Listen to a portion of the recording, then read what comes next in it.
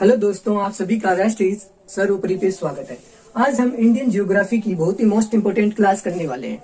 उसके अंदर मैंने जो इंडियन ज्योग्राफी आपको पढ़ाई है उसका हम पूरा रिवीजन करने वाले हैं इन प्रश्नों के द्वारा। तो देखो, मैंने 17 क्वेश्चन लिए और इनसे आप ऐसे मत समझना कि 17 ही क्वेश्चन है, तो इनसे हम 100 या कम से कम मिनिमम 50 क्वेश्चन इसको कवर करेंगे भारत की जियोग्राफी, जो कि एसएससी सीजीएल के अंदर आए हुए हैं। तो देखो, मैं स्टार्ट करता हूँ अभी। भारत का प्रथम राष्ट्रीय उद्यान, भारत का फर्स्ट राष्ट्रीय उद्यान कौन सा है, ये आपको बताना है। पहले आप बताओ, मैं आपको 10 सेकंड का वक्त देता हूं।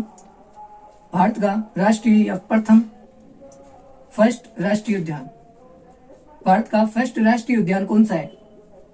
तो वो है हेली नेशनल पार्क। क्या नाम है इसका? Heli national park. Heli national park. और ये कहां पे स्थित है? ये उत्तराखंड में। कहां पे? उत्तराखंड। ये हेली नेशनल पार्क कहां पे? उत्तराखंड में। इसको कब किया गया था? 1935 के अंदर। कब स्टार्ट किया गया भारत के अंदर राष्ट्रीय उद्यान? 1935 के अंदर। फिर बात करते हैं इस नेशनल पार्क को क्या कहते हैं। तो इसको क्या कहते हैं? अभी वर्तमान में रामगंगा पार्क है। इसका नाम क्या है? रामगंगा राष्ट्रीय उद्यान। वर्तमान में क्या है? रामगंगा राष्ट्रीय उद्यान। रामगंगा राष्ट्रीय उद्यान। और इसे क्या कहते थे पहले? जिम कॉर्बेट के नाम से जाना जाता था। Jim Corbett. तो ये बहुत ही महत्वपूर्ण क्वेश्चन है। जिम कॉर्बेट के नाम से इसे जाना जाता था और अभी इसका रामगंगा नदी इससे होकर निकलती है, तो इसे वर्तमान में रामगंगा नाम दिया गया है और 1935 के अंदर इसको स्टार्ट किया गया था। अब बात करते हैं आगे और भी राष्ट्रीय उद्यान है, जैसे बात करते हैं नलबाना राष्ट्रीय उद्यान। मोस्ट करवा रहा हूं, नलबाना राष्ट्रीय उद्यान। नलबाना राष्ट्रीय उद्यान ये कहां पे है? तो ये उड़ीसा के अंदर। कहां पे है? उड़ीसा के अंदर स्थित है। और कहां पे? चिल्का झील के किनारे। जो चिल्का झील है उसके किनारे है। चिल्का झील किसका उदाहरण है? लेगुन झील का उदाहरण। तो चिल्का झील के किनारे कहां पे? नलबाना राष्ट्रीय उद्यान है। तो ये चीजें भी आपको पता होनी चाहिए। फिर बात करते हैं एक राष्ट्रीय उद्यान असम में, जो कि एक सींग वाले गेंडे के लिए प्रसिद्ध है असम में। तो वो कौन सा है? वो है काजीरंगा राष्ट्रीय उद्यान। ये भी बहुत मोस्ट एसएससी में पूछा जाता है, काजीरंगा राष्ट्रीय उद्यान। और ये कहां पे है? तो ये है असम के अंदर। असम के अंदर है। देखो, मैं फास्ट इसलिए करवा रहा हूँ क्योंकि आप सीजीएल की तैयारी कर रहे हो, तो इतना तो आपको पता होगा कि हमने कितनी बार जीके पढ़ा है। तो मैं आपको बता रहा हूँ, आप नोट भी कर सकते हो। तो देखो, फर्स्ट राष्ट्रीय उद्यान हेली नेशनल पार्क 1935 के अंदर। वर्तमान में नाम रामगंगा राष्ट्रीय उद्यान। नलबाना राष्ट्रीय उद्यान चिल्का झील के किनारे और उड़ीसा के अंदर स्थित है। काजीरंगा असम के अंदर है और एक सींग वाले गेंडे के लिए प्रसिद्ध है। फिर फर्दर आगे नेक्स्ट क्वेश्चन पे चलते हैं। फिर देखो, जर्मनी की सहायता से लौह इस्पात उद्योग कहाँ स्थापित किया गया है? जर्मनी की सहायता से लौह इस्पात उद्योग, लौह इस्पात। देखो, लौह इस्पात उद्योग जर्मनी की सहायता द्वारा, ये काफी बार एसएससी में आया हुआ है, जर्मनी की सहायता द्वारा। इनसे एक क्वेश्चन आपको पूछेगा। तो ये किया गया है जर्मनी की सहायता से। राउरकेला। कौन सा? राउरकेला। देखो, राउरकेला कहां पे? ये उड़ीसा के अंदर स्थित है।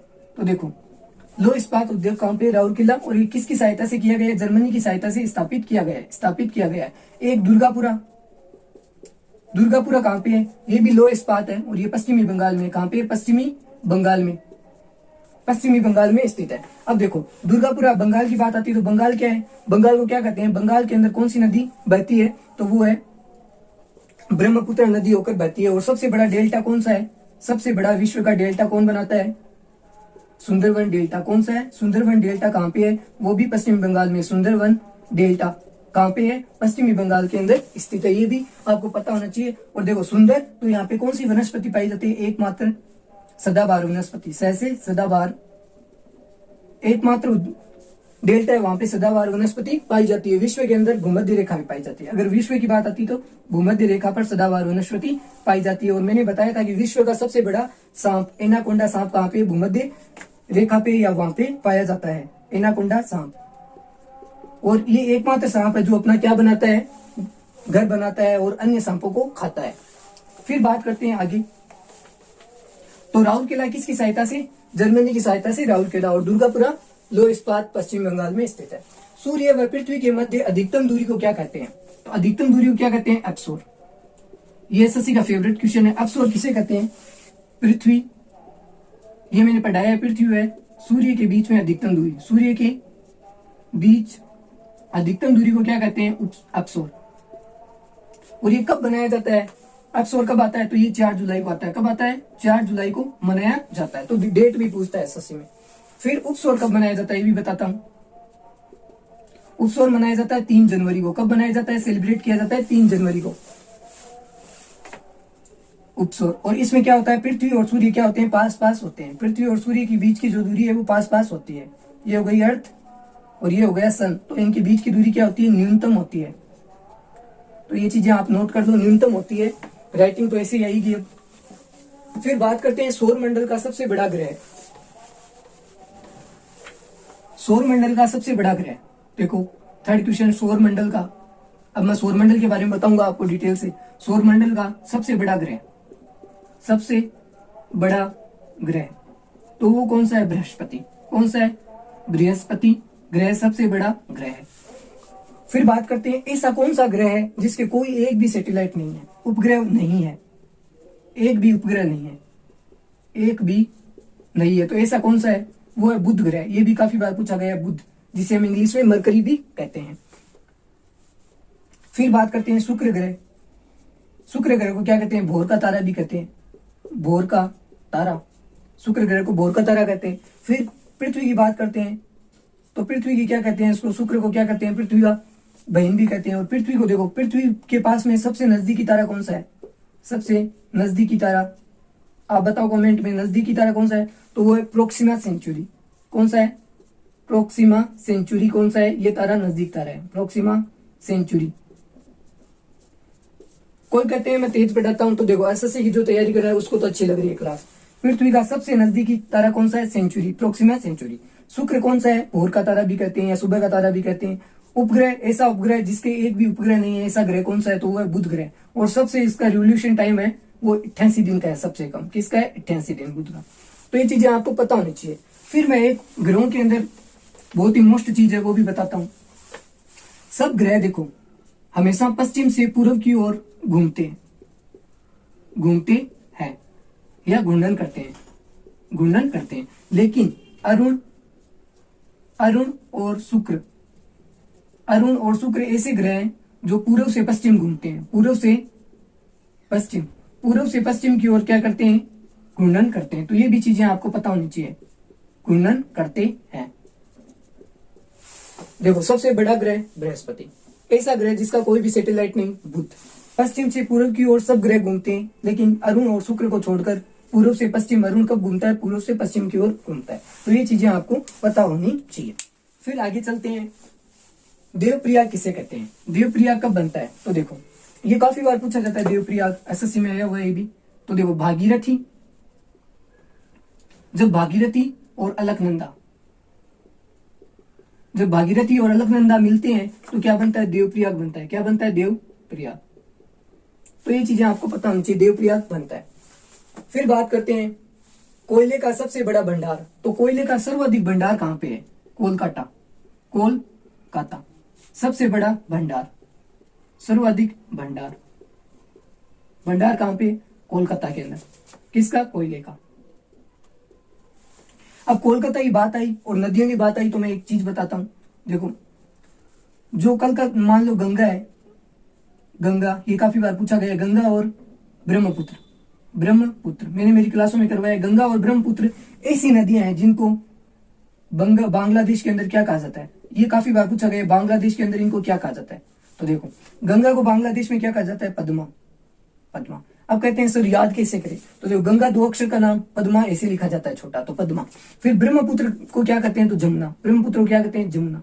अब जमुना कैसे याद रखें सर, तो ब्रह्मपुत्र नाम बड़ा तो जमुना नाम किसका हो गया, ब्रह्मपुत्र का। अब आगे चलते हैं आगे। अब क्या क्वेश्चन है कि सरदार और कोयला स्टेट की बात करते हैं, तो वो सर्वाधिक कोयला कहां पाया जाता है, धनबाद। कहां पे, धनबाद, झारखंड के अंदर पाया जाता है, झारखंड। और इसे कोयला स्टेट भी कहते हैं। भारत का सर्वाधिक कोयला कहां पे पाया जाता है, धनबाद में, या इसे कोयला स्टेट कहते हैं। लेकिन भंडार की दृष्टि से देखें तो वो सबसे ज्यादा है कोलकाता के अंदर। लेकिन खान की बात करते हैं, धनबाद के अंदर है।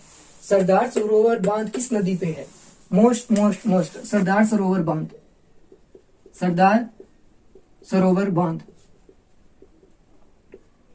ये पढ़ते हैं। आज बांध के बारे में मैं सारा बताने वाला हूं आपको।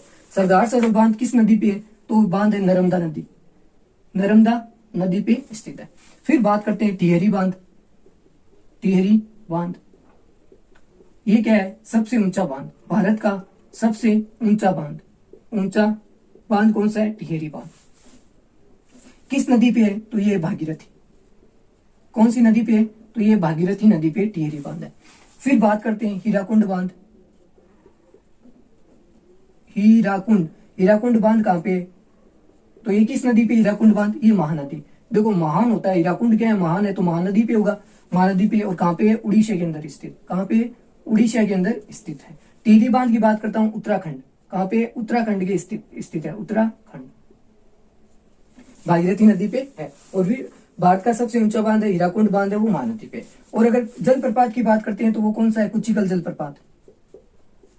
जलप्रपात की बात करते हैं तो कुचिकल जलप्रपात, ये भारत का सबसे ऊंचाई पे जलप्रपात है।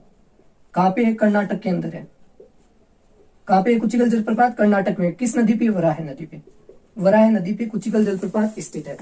फिर आगे बात करते हैं, और देखो सरदार सरोवर बांध के किनारे क्या है? सबसे बड़ी विश्व की statue of unity Sardar Vallabh भाई पटेल की है। और सरदार की उपाधि किसने दी थी? वारदोली की महिलाओं ने, गुजरात के अंदर। ये भी बात बता देता हूं। फिर बात करते हैं गिर राष्ट्रीय उद्यान कहां पे? देखो गिर कहां पे है? गिर राष्ट्रीय उद्यान कहां पे है? गिर राष्ट्रीय उद्यान तो ये है गुजरात में। कहां पे है? गुजरात के अंदर। गिर राष्ट्रीय उद्यान कहां पे? गुजरात में। एशियाई शेरों के लिए प्रसिद्ध है। एशियाई शेरों के लिए। एशियाई शेर कहां पे प्रसिद्ध है? गिर राष्ट्रीय उद्यान के प्रसिद्ध है। फिर बात करते हैं गार्डन सिटी के नाम से किसे जाना जाता है? देखो गार्डन सिटी, भारत में गार्डन सिटी के नाम से किसे जाना जाता है? तो बेंगलुरु को, भारत का बगीचा बेंगलुरु। और जिसे क्या कहते हैं भारत का, और भी क्या कहते हैं? अंतरिक्ष सिटी, स्पेस सिटी, अंतरिक्ष शहर भी इसे कहते हैं बेंगलुरु को। और इलेक्ट्रॉनिक सिटी भी कहते हैं इसको। फिर बात करते हैं कोची को क्या कहते हैं? मैं थोड़े उपनाम बताता हूं। कोची को क्या कहते हैं? अरब सागर की रानी। अरब सागर की रानी किसे कहते हैं? कोची। फिर बात करते हैं मसूरी, जो कि कहां पे? उत्तराखंड में। मसूरी को क्या कहते हैं? पहाड़ों की रानी। पहाड़ों की रानी मसूरी को कहा जाता है। और कोची अरब सागर की रानी। तो ये चीजें आपको पता होनी चाहिए। फिर बात करते हैं आगे, और देखो बेंगलुरु के अंदर ही क्या है? इसरो की स्थापना हुई थी। बेंगलुरु के अंदर ही इसरो की स्थापना हुई थी। इसरो, इंडियन रिसर्च इंस्टीट्यूट, देखो यहाँ पे क्या है? Indian Space Research Organisation. कहां पे आयोजन हुआ? बेंगलुरु के अंदर। तो ये भी चीज आपको पता होनी चाहिए, विक्रम साराभाई के द्वारा।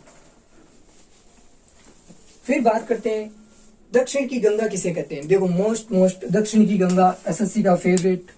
दक्षिण की गंगा किसे कहते हैं? दक्षिण की गंगा किसे कहते हैं? गोदावरी को कहते हैं दक्षिण की गंगा। फिर चिल्का झील के बारे में पढ़ते हैं। क्या है? सर्वाधिक तटीय झील, सर्वाधिक तटीय सीमा वाली झील, तटीय सीमा वाली। भारत की तटीय सीमा कितनी है? 6100 किलोमीटर। कितनी है? 6100 किलोमीटर तटीय सीमा भारत बनाता है। और कुल सीमा की बात करते हैं 7516.7 किलोमीटर। ये भी आपको पता होना चाहिए। कुल सीमा, जलीय सीमा, कुल जलीय सीमा कितने देश लगाते हैं? 7 देश भारत के साथ जलीय सीमा लगाते हैं। ये भी पता होना चाहिए। तो मैं आपको सारा इंडियन ज्योग्राफी का आज करवाने वाला हूँ रिवीजन। अगर आपने मेरे साथ छोड़ के या कोई और भी अदर पढ़ी है तो आपको मजा आ रहा है। भारत का विश्व में भौगोलिक क्षेत्रफल, देखो भारत का विश्व के अंदर भौगोलिक क्षेत्रफल कितना है? भौगोलिक क्षेत्रफल भारत का भौगोलिक क्षेत्रफल है विश्व के अंदर। भूभाग की बात करते हैं। भूभाग कितना है? भारत का कितना कवर करता है? 2.42% भूभाग भारत कवर करता है। किसमें? विश्व के अंदर। फिर बात करते हैं विश्व में एशिया के अंदर स्थिति क्या है भारत की? भारत है पूर्वी। भारत कौन से गोलार्ध में स्थित है? दक्षिण पूर्वी गोलार्ध में भारत स्थित है। तो ये भी बात आपको पता होनी चाहिए। विश्व भूभाग 2.42% बनाता है। एशिया के अंदर दक्षिण पूर्वी गोलार्ध में स्थित है। फिर बात करते हैं कि जनसंख्या के मामले में क्या है? 17% विश्व की जनसंख्या बनाता है। कुल जनसंख्या कवर करता है इंडिया। और कितने स्थान पे है? सेकंड स्थान पे। फर्स्ट बात करते हैं तो चीन है। और महाद्वीप विश्व के अंदर कौन से देशों में आता है? 7वां सबसे बड़ा देश है। और कभी कभी पूछा जाता है 8वां कौन सा, तो वो है अर्जेंटीना। अर्जेंटीना। और अर्जेंटीना की राजधानी क्या है? Buenos Aires. क्या है? Buenos Aires. Buenos Aires. फिर भौगोलिक क्षेत्रफल हो गया। फिर भारत का अक्षांशीय विस्तार, मोस्ट इंपोर्टेंट। भारत का अक्षांशीय विस्तार। भारत का अक्षांशीय विस्तार कितना है? कुछ इस प्रकार से आपका भारत है, यहाँ पे हमारा भारत, सॉरी, कुछ इस प्रकार से भारत है हमारा। और अक्षांशीय विस्तार देखते हैं तो यहां से देखो 8 डिग्री 4 मिनट से लेके 37 डिग्री 6 मिनट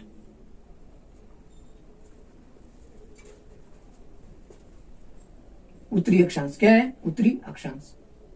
अगर उत्तरी अक्षांश क्यों कहते हैं ये भी मैंने बताया है कि एशिया के अंदर कहां पे? भारत उत्तरी गोलार्ध में। कहां पे? यहाँ पे उत्तर के अंदर आता है, तो यहाँ से उत्तरी अक्षांश होगा। तो 8 डिग्री 4 मिनट उत्तरी अक्षांश से 37 डिग्री 6 मिनट उत्तरी अक्षांश। ये तो हो गया अक्षांशीय विस्तार। अब दक्षिणी विस्तार की बात करते हैं। देखो यहाँ पे क्या है? 68 डिग्री 7 मिनट से लेके 97 डिग्री 25 मिनट पूर्वी देशांतर। कितना है? पूर्वी देशांतर भारत का देशांतरीय विस्तार है। और अगर यहाँ पे अंडमान निकोबार है आपका, तो यहाँ से स्टार्ट होता है, तो यहाँ 6 डिग्री 4 मिनट से स्टार्ट होगा। देखो 6 डिग्री 4 8 डिग्री 4, तो यहाँ से पूरा अक्षांशीय विस्तार पूछे तो 6 डिग्री 4 मिनट से 37 डिग्री 6 मिनट उत्तरी अक्षांश। फिर बात करते हैं कि यहाँ पे कौन कौन से बिंदु है। तो यहाँ पे क्या है? इंदिरा पॉइंट। इंदिरा पॉइंट, और इसे पाइसन पॉइंट भी कहते हैं, या पिगमिलियन पॉइंट भी इसे कहते हैं। और ऊपर क्या है? इंदिरा कोल। मैंने ट्रिक भी बताई थी आपको, इंदिरा कोल के पहले आते हैं अल्फाबेट में, तो कोल ऊपर होगा। और यहाँ पे किबितु। किबितु किबितु कहाँ पे? अरुणाचल प्रदेश के अंदर। फिर यहाँ पे आता है सरक्रीक। सरक्रीक गुहार मोती गुजरात। और भारत का सबसे बड़ा जिला कौन सा है? वो है कच्छ। क्या है? कच्छ, जो कि गुजरात में है। फर्स्ट नंबर पे सबसे बड़ा भारत का जिला है। और अगर राजस्थान की तैयारी, राजस्थान में 3rd नंबर भारत के अंदर जिला है, वो है जैसलमेर। कौन सा है? जैसलमेर। ये भी आप पता होना चाहिए, जैसलमेर। फिर बात करते हैं भारत की लंबाई और चौड़ाई की। तो देखो भारत की कुछ इस प्रकार से है। भारत की है 3214 किलोमीटर। ये तो हो गई उत्तर से दक्षिण, ये हो गई उत्तर से दक्षिण। और 2933 किलोमीटर हो गई आपकी पूर्व से पश्चिम। तो ये चीजें आपको पता होनी चाहिए। फिर बात करते हैं आगे, ये रिवीजन क्लास है आपकी। भारत की स्थलीय सीमा कितनी है? तो भारत की स्थलीय सीमा देखो, छपेगा स्थलीय सीमा। स्थलीय सीमा है 15,200 किलोमीटर। 15,200 किलोमीटर। 15,200 किलोमीटर स्थलीय सीमा है। अब बॉर्डर की बात भी कर लेता हूं। सर्वाधिक बॉर्डर किसके साथ बनाता है भारत? बांग्लादेश। बांग्लादेश के साथ बनाता है कितना? 4,096, या इसे अप्रोक्सीमेट 5,000 भी आप लिख सकते हो किलोमीटर का। और सबसे कम बनाता है वो है अफगानिस्तान। वो है अफगानिस्तान। और अफगानिस्तान की देखो क्या कहते हैं? डुरेंड रेखा। डुरेंड रेखा कब की गई थी? 1986 के अंदर स्थापित की गई थी। और कितनी है? तो ये आपकी है 106 किलोमीटर। कितनी है? 106 किलोमीटर। अब आगे चलते हैं। अब देखो ये आया हुआ है कि भारत का दक्षिणतम बिंदु कौन सा है। तो भारत का दक्षिणतम बिंदु पूछे, दक्षिणतम बिंदु, तो वो है पिगमिलियन पॉइंट। कौन सा है? पिगमिलियन पॉइंट। कहां पे है ये पिगमिलियन पॉइंट? ये नीचे स्थित है। और इससे कभी पूछा जाता है कि पिगमिलियन पॉइंट से या भारत के दक्षिण बिंदु से भूमध्य रेखा कितनी दूरी पर है? दक्षिण बिंदु से भूमध्य रेखा कितनी दूरी पर है? 876। वीडियो कंप्यूटर या स्लाइड से तो सारे बनाते हैं, लेकिन ऐसे पढ़ाना सबसे कठिन काम होता है, वो मैं कर रहा हूं यहाँ पे। अगर अच्छी लगती है तो लाइक करो। दक्षिण बिंदु कहाँ पे? 876। और ये भूमध्य रेखा कहाँ पे? कितनी दूर है यहाँ से? 876 भूमध्य रेखा। तो इसे पूछा जाता है कि भूमध्य रेखा दक्षिण बिंदु से कितनी दूर है भारत से? तो 876 किलोमीटर दूर है पिगमिलियन पॉइंट से। अब आगे बात करते हैं, भारत सर्वाधिक सीमा किस राज्य से बनाता है? तो किस राज्य से बनाता है भारत सर्वाधिक सीमा? सॉरी यहाँ पे राज्य नहीं होगा, यहाँ पे देश है, यहाँ पे क्या है देश, वो मैंने करवा दिया आपको बांग्लादेश। और राज्य की बात आती है तो राज्य की सर्वाधिक सीमा बनाता है उत्तर प्रदेश। कौन बनाता है? उत्तर प्रदेश। 8 जिलों से, 8 राज्यों से बनाता है। सर्वाधिक राज्य वाला, सीमा वाला कौन सा राज्य है? उत्तर प्रदेश। 8 राज्यों के साथ सीमा बनाता है। अब देखो मोस्ट इंपोर्टेंट क्वेश्चन अब बनेगा, भारत में कर्क रेखा और तटीय रेखा और IST ये कहां से निकलती है? तो देखो तटीय रेखा, तटीय रेखा भारत कितने राज्यों से तटीय रेखा बनाता है? 9 राज्य है। भारत के कितने राज्य तटीय सीमा बनाते हैं? 9 राज्य तटीय सीमा बनाते हैं। कौन कौन से मैंने करवाया क्लास में? गुजरात, फर्स्ट गुजरात, गुजरात के बाद में राजस्थान, राजस्थान के बाद में गोवा, गोवा के बाद में महाराष्ट्र या मुंबई, मुंबई के बाद में आंध्र प्रदेश, आंध्र प्रदेश के बाद में केरल, केरल के बाद में बेंगलुरु हो गया यानी कर्नाटक, कर्नाटक के बाद में पश्चिमी बंगाल और एक उड़ीसा। कौन सा? उड़ीसा। तो ये सब क्या बनाते हैं? ये तटीय रेखा या तटीय सीमा बनाते हैं उड़ीसा। और एक आपका शायद कौन सा रह गया? एक ये तमिलनाडु रह गया, तमिलनाडु आपका रह गया। तमिलनाडु के जो तट होता है उसको क्या कहते हैं? कोरोमंडल। ये काफी बार आया गया कोरोमंडल। और ऐसा पूछा जाता है कि रिट्रीट वर्षा कहाँ पे होती है? प्रत्यावर्तन मानसून कहाँ पे होता है? वो होता है तमिलनाडु के तट पर। प्रत्यावर्तन बारिश या मानसून, रिट्रीट मानसून की वर्षा कहाँ पे होती है? तमिलनाडु, जो कि भारत के पूर्व और कहां से आता है? उत्तर पूर्वी मानसून आता है और यहाँ पे तमिलनाडु के तट पर बारिश करता है। केरल के तट को क्या कहते हैं? मालाबार, मालाबार तट केरल के तट को कहते हैं। पश्चिम बंगाल की मैंने विशेषता बताई। गोवा क्या है? रेबीज मुक्त भारत का फर्स्ट राज्य, रेबीज मुक्त भारत का फर्स्ट राज्य। पोर्चुगालीज फर्स्ट बार आए थे गोवा में और लास्ट में भी गए गोवा से। गुजरात आपको मैंने बताया मोस्ट क्या है गुजरात में? बालिका पंचायत अभी करंट में है, वो कहाँ पे? गुजरात के अंदर है। फर्स्ट भारत की बालिका पंचायत कहाँ पे स्थापित की गई है? गुजरात में। राजस्थान में विश्वास स्वरूप मूर्ति का उद्घाटन किया गया है राजसमंद नाथ द्वारा। आंध्र प्रदेश की बात करते हैं तो आंध्र प्रदेश नागरहोल राष्ट्रीय उद्यान आंध्र प्रदेश में है। तो ये चीजें आपको पता होनी चाहिए। और तमिलनाडु में डुगोंग संरक्षण केंद्र है, डुगोंग जिसे समुद्री गाय भी कहते हैं, डुगोंग संरक्षण केंद्र स्थापित किया गया है। देखो मैंने कितनी चीजें आपको बता रहा हूं एक साथ। ये तो 9 राज्य हो गए।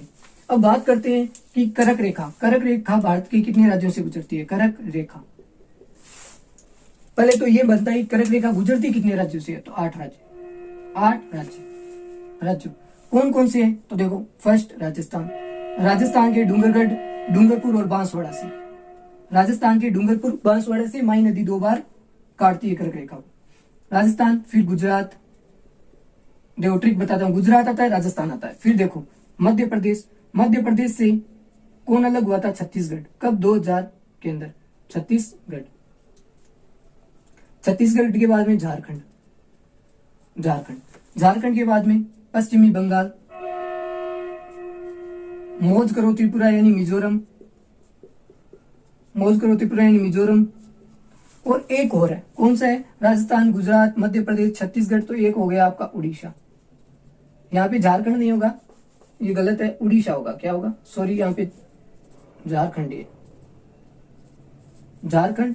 और एक आपका और है राजस्थान, सॉरी हो गए 8 हो गए ना आपके, राजस्थान, गुजरात, मध्य प्रदेश, छत्तीसगढ़, झारखंड, पश्चिम बंगाल, मिजोरम और त्रिपुरा। और त्रिपुरा की विशेषता पढ़ते हैं तो तीनों ओर से घिरा हुआ राज्य भारत का, तीनों ओर से घिरा राज्य, घिरा हुआ राज्य कौन है? त्रिपुरा। त्रि माने तीनों ओर से, पूरा का मतलब पूरा घिरा हुआ। अब आगे बात करते हैं कि IST, Indian standard time, IST, Indian standard time, Indian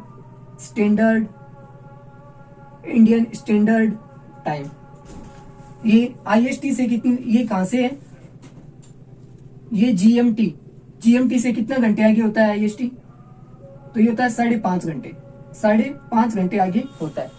Bharat के कितने राज्यों में IST? तो ये 5 राज्य होकर गुजरती है। IST कितने राज्यों से गुजरती है? भारतीय मानक समय रेखा 5 राज्यों से, उत्तर प्रदेश के बाद में मध्य प्रदेश, और मध्य प्रदेश का अलग विभाजन हुआ था, वो हुआ था छत्तीसगढ़। छत्तीसगढ़ के बाद में उड़ीसा,